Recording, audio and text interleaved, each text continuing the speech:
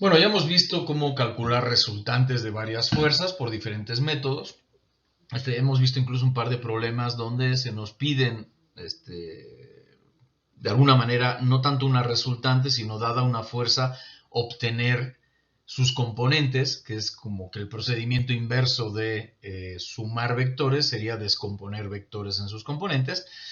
Y al final de cuentas vamos a tener que resolver problemas físicos donde, aunque hemos hablado de partículas, ¿sí? de fuerzas que se aplican a una partícula, en realidad en los sistemas físicos pues no existe como tal partículas.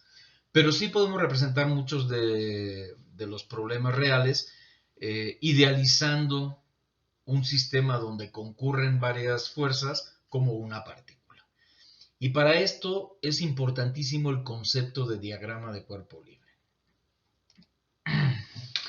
Entonces, algo que podemos decir es que si la resultante de todas las fuerzas que actúan sobre una partícula es cero, podemos decir que la partícula se encuentra en equilibrio. Aquí podríamos hablar que si la suma de todas las fuerzas, o sea, si la resultante de todas las fuerzas es cero, pues ese cuerpo no se va a mover, o si se movía, se va a seguir moviendo con velocidad constante. Recordemos la ley de Newton, que dice que la fuerza es igual a la masa por aceleración, o de otra manera, que un cuerpo se acelera en forma proporcional a la fuerza resultante que actúe sobre ese cuerpo. Bueno, entonces, de nuevo, para que yo diga que una partícula se encuentra en equilibrio, lo que tiene que suceder es que la resultante de fuerzas, es decir, la suma de todas las fuerzas que actúan sobre la partícula, sea cero. Esto es equivalente a decir que la componente de la resultante sea cero, que la componente X de la resultante sea cero, que la componente Y de la resultante sea cero y que la componente Z de la resultante sea cero. Las componentes de cada una de las, cada una de las componentes de la resultante se obtienen sumando las componentes de las fuerzas, ¿sí? Entonces, la suma de todas las componentes en X de todas las fuerzas que actúan sobre la partícula tiene que ser cero para yo poder decir que la partícula está en equilibrio. La suma de todas las componentes en Y de todas las fuerzas que actúan sobre la partícula también tienen que ser cero para que yo pueda decir que la partícula está en equilibrio. Y lo mismo para la componente Z. Entonces, como comentaba, en la práctica podemos reducir muchos problemas a problemas de equilibrio de una partícula. El chiste y lo importante es saber elegir la partícula significativa, la que nos interese para nuestro problema. Y entonces dibujar un diagrama que muestra a la partícula con todas las fuerzas que actúan sobre ella. Bueno, este diagrama que estoy definiendo acá se le conoce como diagrama de cuerpo libre y es fundamental en la ingeniería, el concepto de diagrama de cuerpo libre que vamos a trabajar a continuación. Bueno, aquí hay varias observaciones que hace el libro de texto y que juzgo que son bastante oportunas reiterarlas. Sería que antes de resolver cualquier problema de estática, lo primero que hay que hacer es trazar el diagrama de cuerpo libre, ¿sí? Claro, para trazar el diagrama de cuerpo libre, antes que esto está determinar cuál va a ser la partícula que voy a estudiar, para entonces hacer un diagrama de cuerpo libre de dicha partícula. En el diagrama de cuerpo libre se deben demostrar la partícula y todas las fuerzas que actúan en ellas, ¿sí? Y todas las fuerzas que actúan en ellas implica la magnitud de todas ellas y el ángulo o dimensión que defina la dirección de una fuerza, ¿sí? Entonces, en el diagrama de cuerpo libre tienen que estar todas las fuerzas que actúen sobre la partícula y todas esas fuerzas se deben de dibujar, o se debe de indicar en dicho diagrama de cuerpo libre cuál es la magnitud de cada una de esas fuerzas y el ángulo con respecto a un eje de referencia que conozcamos en el cual está orientado cada una de esas fuerzas. Si yo desconozco alguna de esas informaciones, por ejemplo, desconozco la magnitud de una de las fuerzas, pues no pongo cuál es su magnitud, lo que pongo es un símbolo adecuado, como dice acá. ¿Sí? Cualquier magnitud o ángulo desconocido debe designarse por medio de un símbolo adecuado. Ahorita veremos en un ejemplo a qué nos referimos con esto. Algo importante, no hay que ensuciar o contaminar nuestro diagrama de cuerpo libre. Diagrama de cuerpo libre, lo dibujamos y lo tenemos ahí bien pintadito y no le empezamos a rayar y a ponerle cosas adicionales. Si yo quiero por conveniencia hacer algo sobre el diagrama de cuerpo libre, lo dibujo aparte y hago lo que tenga que hacer sobre ese dibujo aparte, pero nunca un diagrama de cuerpo libre empiecen a meterle rayas adicionales o números adicionales. Esa es una recomendación que me parece saludable reiterarla, ¿no? Y lo que es indispensable es que el diagrama de cuerpo libre sea claro y preciso. No quiere decir que esté a escala, lo que quiere decir es que sea claro. Yo luego hacen algún problema o algo y me ponen diagramas de cuerpo libre de, no sé. O sea, el diagrama de cuerpo libre me lo andan dibujando de 1 centímetro por 1 centímetro, ¿no? Pues ahí no se ve nada absolutamente. Entonces, no tengan miedo de hacer un dibujo grande donde se vean claramente todas las fuerzas. Eso es fundamental. Bueno, vamos a resolver este problema para ilustrar de lo que estamos hablando, ¿no? Entonces, aquí lo que tenemos, este es el problema 2CL1 del texto. CL por cuerpo libre, ¿no? Supongo. Y entonces, lo que tenemos es un cable, bueno, dos cables que se unen aquí y sobre este punto C se cuelga un peso de 200 libras. ¿Sí? Este cable está unido a este punto fijo A y el cable CB está unido a este punto fijo B y sabemos que este ángulo es de 30 grados, o sea que el cable AC forma un ángulo de 30 grados con respecto a la vertical y sabemos que el cable CB forma un ángulo de 40 grados con respecto a la horizontal.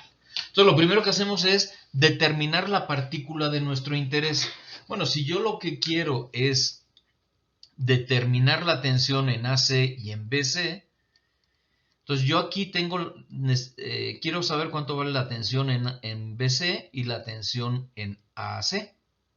Bueno, si yo seleccionara una partícula por acá, pues yo no conozco cuál es la reacción de este poste, cuáles son las fuerzas en este poste.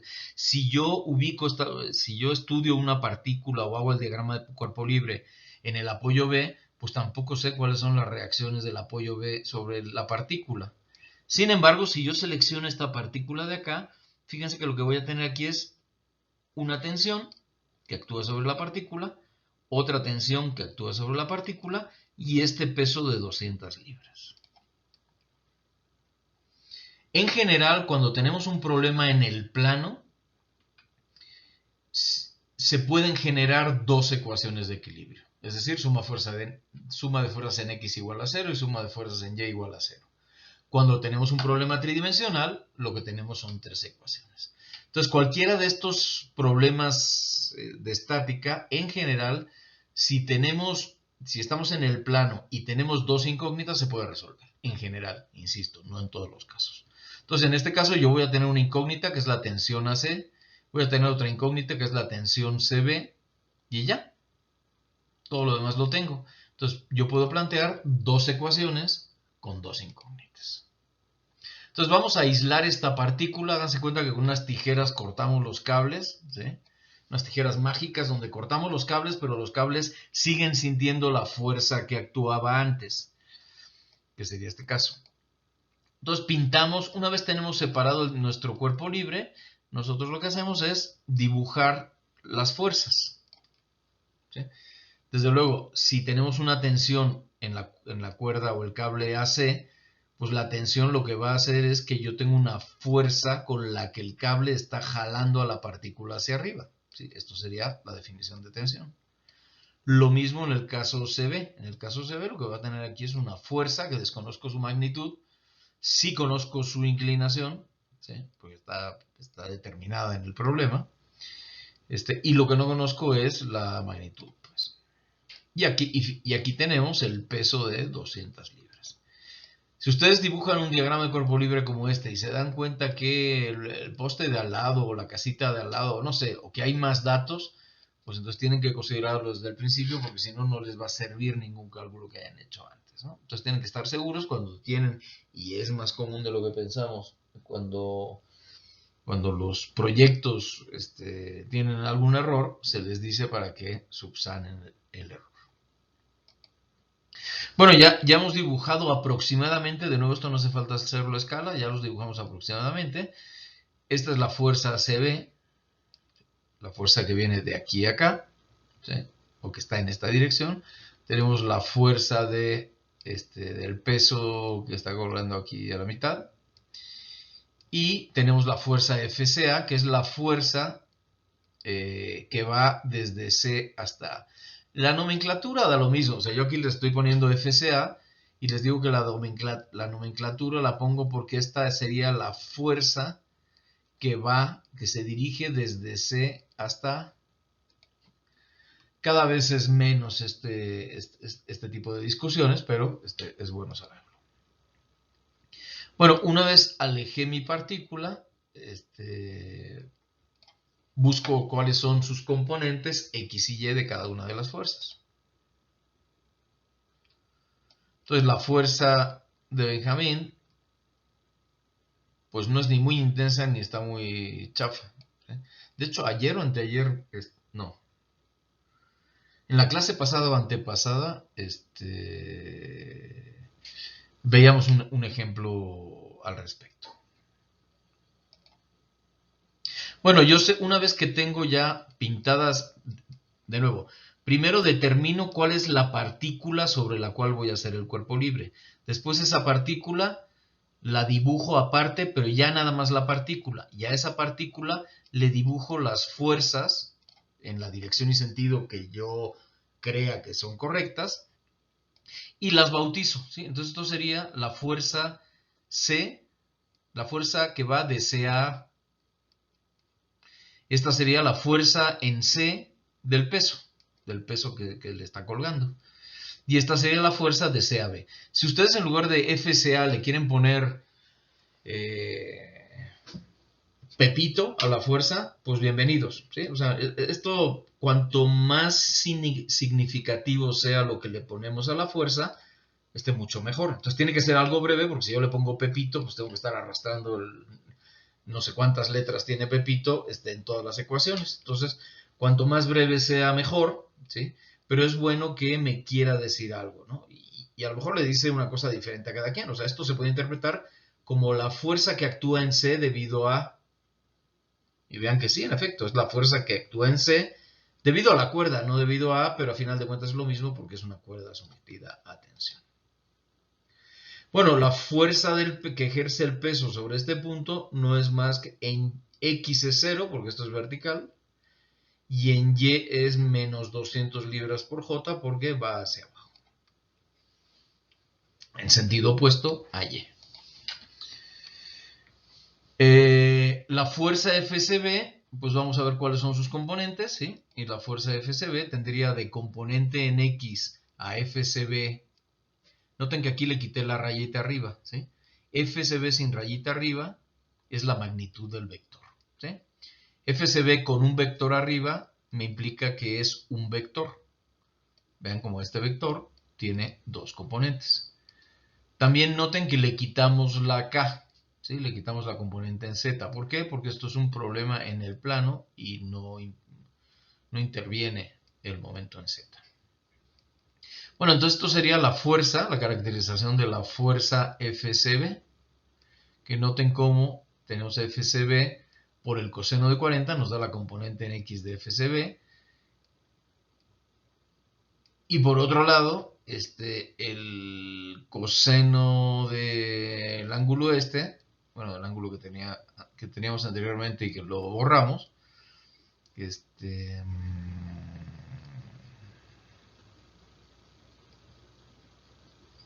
pues ya. Aquí tenemos estas dos componentes, ¿sí? Este ángulo es de 30 grados, aquí está. Por lo tanto, esta distancia de aquí, que es 300 por el seno de 30, ¿sí?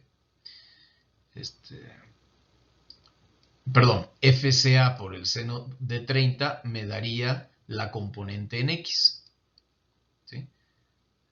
Miento, perdón, estamos viendo las componentes de FCB. Entonces, FCB, su componente en X es FCB sin la rayita para indicar que es la magnitud multiplicado por el coseno de 40, esa sería su componente en X, con signo positivo porque va en la dirección de X, y en la componente Y de FCB sería su magnitud, que es FCB ya sin la rayita arriba, por el seno de 40. Nos da la componente en Y. Con signo menos porque la componente en Y va hacia abajo, va en sentido opuesto a Y. Algo parecido hacemos con FCA, ¿sí? La componente en X es FCA por el seno de 30, pero con signo menos porque va en sentido opuesto al eje X. Y la componente en Y, ya sea esta o esta, lo pueden dibujar de cualquier manera. Entonces, esta dimensión o esta dimensión es igual a la magnitud de FCA multiplicado por el coseno de 30. Entonces, aquí tenemos la componente en X y la componente en Y.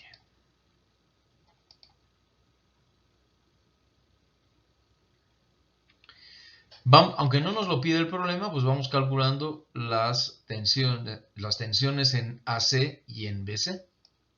¿Sí? Perdón, bueno, ya tenemos caracterizadas las fuerzas. Entonces, para que haya equilibrio en la partícula, lo único que tengo que asegurarme es que la suma de las componentes horizontales sea 0 y que la suma de las componentes verticales sea 0. No ponemos las componentes en Z porque este es un problema en el plano y todas las componentes en Z son 0. Entonces vamos a ver, para que se cumpla el equilibrio, la componente en X de la resultante debe de ser 0 y esa se obtiene sumando las componentes en X de las fuerzas que sumadas nos dan la resultante. Entonces tendríamos que la componente en X de la resultante sería 0 más FCB por el coseno de 40 menos FCA por el seno de 30. Y por otro lado, yo sé, eso sería para tener el equilibrio en X. Para el equilibrio en Y, ¿sí? Hacemos lo mismo. Y sería la suma de las fuerzas en la dirección Y, que sería igual a el peso que es de menos 200, ¿sí? Este directamente es menos 200. La componente en Y de FCB, que la habíamos calculado como, bueno, aquí estaba el menos 200, la componente en Y de FCB es menos FCB por el seno de 40. Y le sumamos la componente en Y de FCA, que es FCA por el coseno de 40. Noten que tenemos dos ecuaciones con dos incógnitas. ¿Cuáles son las dos incógnitas? FCB y FCA. Entonces tenemos dos ecuaciones con dos incógnitas. En general es resolvible.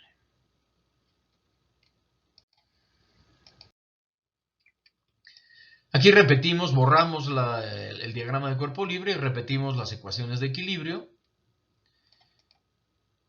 Y lo que son dos ecuaciones con dos incógnitas como habíamos visto y las resolvemos pues como ustedes sepan resolver un sistema de dos ecuaciones con dos incógnitas, que en general es muy sencillo porque son ecuaciones lineales.